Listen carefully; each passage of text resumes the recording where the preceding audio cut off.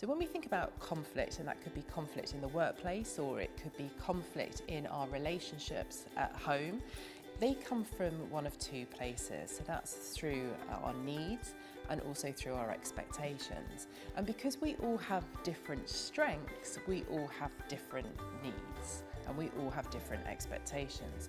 So for example, if you're somebody with the strength of empathy, you need to be listened to and understood.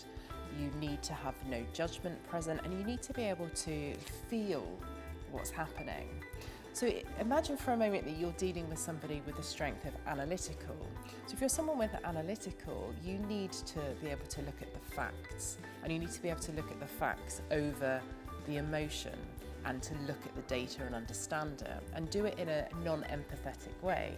So if you imagine for a moment somebody with empathy dealing with somebody with analytical, conflict may occur because they both have different needs and they both have different expectations of each other.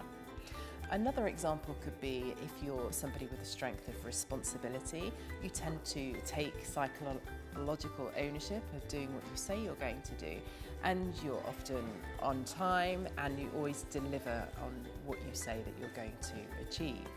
So you also expect other people to take psychological ownership. You also expect other people to be on time and to deliver on what they say they're going to do. And if you're dealing with people who don't have that strength and don't see the world in the same way as you, that can feel frustrating. So how can we look to overcome conflict through the lens of our strengths? Well, first and foremost, you need to understand your own strengths, to know what they are, to understand what their needs are, and what you expect because of your strengths, because we tend to put our expectations onto other people, whether we know it or not. Number two is to put yourself in the shoes of the other person that you're dealing with. What strengths do they have? What might they need from this situation? So for example, if you have a manager and that manager has the strength of activator, as an activator, they're going to want to work quickly. They're going to want things to be done as quickly as possible.